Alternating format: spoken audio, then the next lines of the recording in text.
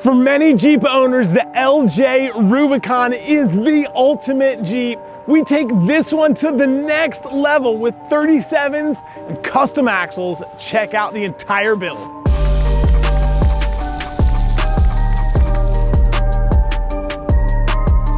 So we've got this LJ in the shop for an axle swap. The customer is all about going to 37's. Now, it's not the first time that this thing has been in the shop.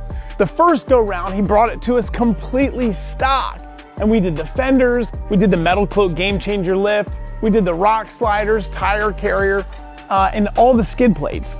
And so this second phase of the project goes from, how do I take this thing from the 35-inch tires that we did originally to now wanting to add some strength for 37-inch tall tires. So the one thing that we really started talking about was gear and axle. And after a lot of debate, we decided that these Currie axles, a matched pair built by Currie, were the most ideal option for this Jeep. We used a high pinion 44, which is pretty awesome because it uses all JK internals. One thing that's also pretty neat about it is it uses factory outers, so we don't have to change wheels. So you may wonder, why are you taking these perfectly good Dana 44 axles out of this LJ Rubicon in favor of something bigger and beefier? Well, I can tell you I've got a lot of first-hand experience. I owned a red Rubicon LJ just like this and had a lot of wheel and trips on 37-inch tall tires. And what I found is that I would break the lockers in them pretty regularly. And so when talking about this build with this guy, it made sense. There's nothing wrong with these axles. The lockers are good, it's got 410 gears, and for somebody that's got a stock TJ Sport or Sahara, they are a great bolt-in upgrade, especially for a Jeep that's got 35s or 33s on it. Now, when you look at this axle, it is definitely massive. It's a high pinion design front axle, which installed in a front is the strongest way that you could have engagement with a ring and pinion. This is also JK internals, which are massive, definitely bigger than even standard internals. So ring and pinion, bearing sizes, even the locker in this axle is bigger than what's in that factory Dana 44 axle. We're looking at brackets and axle tubes, control arm mounts, and even these outer C's. All are massive to take a beating off-road and hold up for the long haul. Of course, if we're gonna be putting 37s on this thing, we gotta make sure that it stops. And so we reached out to a company called Vanco. We've used them several times on big brake kits for TJs, and they sell a 17-inch big brake kit. We've got it all in the boxes right here. But one thing I wanted to highlight is that this kit comes with new knuckles. You'll see I've got this knuckle right here, and it's definitely different than this factory one because it uses a much bigger caliper because we're using a much bigger rotor. So that's the front brakes. It also comes, like I said, with rotors, pads. It's a very complete kit. It even comes with a brake master cylinder, so the brakes are working correctly with the right amount of fluid and the right amount of pressure. The rear axle comes from Currie with the rear brake kit already on it. So this Jeep, although originally had four-wheel disc brakes, we're gonna make sure we keep that disc brakes. The factory brake cables, e-brake cables, will not work, so we have to get cables that are custom made by Locar, and they're kind of a hot rod cable that we can cut and fabricate to exactly what we need here. Both axles are equipped with locking differentials. Well, you say, why is that different than what's in a Rubicon? Well, Rubicon axles are indeed pneumatically operated. They're air, and they have little tiny air compressors under the factory skid plate. But we oftentimes see that those little air compressors fail, and when they do, you've got no air and no great way to engage the locker. So we're getting rid of the factory locker pumps and that whole factory system, and we're installing these diffs, which come with, you got it, ARB lockers and 488 gears. Now the 48 gears are a perfect gear ratio to turn 37-inch tall tires. In fact, the way I think about it, 48s with 37s are much like 410s and 31s, which, as you may know, is exactly the same gear ratio that a stock TJ came with. When you're looking at this rear axle, it definitely looks much different than a stock low pinion Dana 44 axle. As you can see, this is indeed high pinion, and we wanted something like that so we could have a lot of clearance. It's got this big steel skid plate under the bottom of it. We've got some really gnarly rocks, and what they do is chew off the bottom of the rear axle.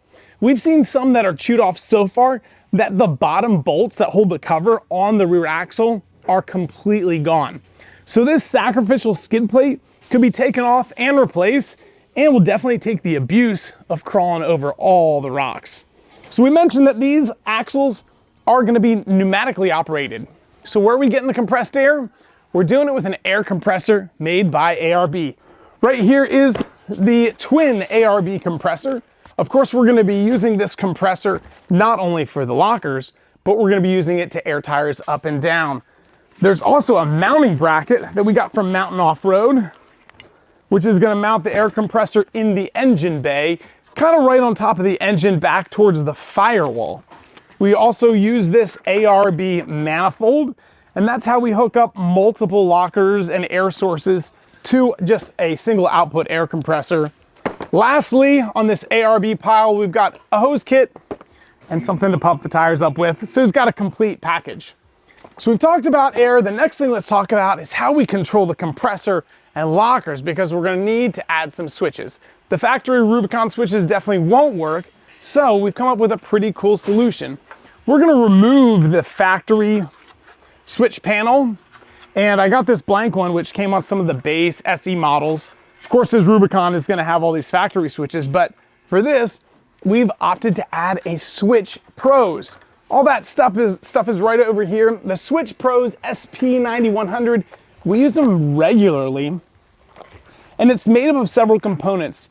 This piece goes in the engine bay, and it's got a little harness that connects to it, and that's where we're gonna wire everything to, just like so. From there, we've got this single wire that goes inside the Jeep to, where is it? The actual switch panel. This is a really thin, low profile switch panel, and it has a legend kit that comes with all sorts of different stickers for, you know, any different accessory you'd add, whether it's a compressor, or a horn, a locker, fog lights, reverse lights, whatever you want. Generally, this legend comes in that kit. So we've got this low profile switch bank. There's 8 circuits here, and of course we'll wire them to this engine bay part and connect it like this. But one thing that's pretty slick here is this piece, which is the switch mount. I really like using Switch Pros because they have a lot of really cool solutions to mount the switch panel. This one was the one that I found online that is made specifically for a TJ, but there are lots of other ones. There's a company that we use regularly called SDHQ, which makes these mounts for Tundras and Tacomas and Rams and JLs and all sorts of options for an OE-looking, OE integrated mount for the switches. So I'm excited to see all that go in place. If you look at this bracket, you'll see it's got a little bit of a cut to it. And this bracket actually is a 3D printed piece that is designed to go on the plastic bezels right above the rear view mirror. So they're easy to access, easy to see, which should be pretty awesome for having something that's out of the way. This guy has a lot of stuff on the interior already with a big screen for his Onyx or any mapping that he's doing.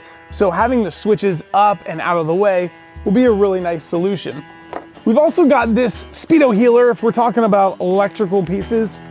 This is really the best way I've found to easily modify and calibrate the speedo. So it doesn't matter what gear ratio or what tire size are on here.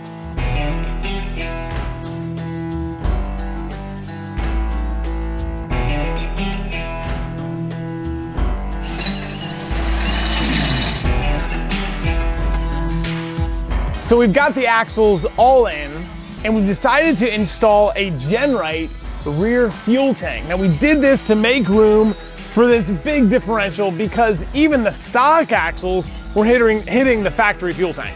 So with this new rear axle in, the factory fuel tank is definitely not gonna work.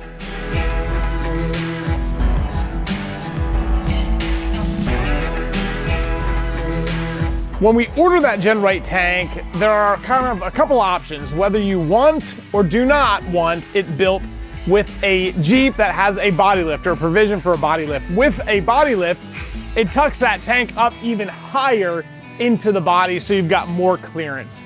So because a body lift was part of the plan from the whole beginning, it only made sense to get that GenRight tank with the provision for the 1-inch body lift. Now we're not just doing a simple body lift where you lift the body off, stick in some spacers, and bolt it back down. No, we are definitely not. We have cut off the factory body mounts. Nathan, actually on this side, has them all removed. Now these are the body mounts that actually hang out on the frame. So the TJs and LJs have 3 down along the side. This frame rail is all prepped and ready, and it's ready for these awesome new body mounts that are built by Artec. We've got them over here on the toolbox. They still need assembled. Let's check them out. So you may wonder why we lopped off these perfectly good body mounts in favor of these Artec ones. I had an LJ, like I mentioned a few times before, and believe it or not, these factory body mounts definitely get hung up. They hang down pretty low, right about here. And so these new Artec ones go on top of the frame and give you a ton of clearance where the factory one would have been. These things are super heavy duty, super burly. They come unassembled, so this is a job that you definitely need a sawzall, a grinder, and a welder to do.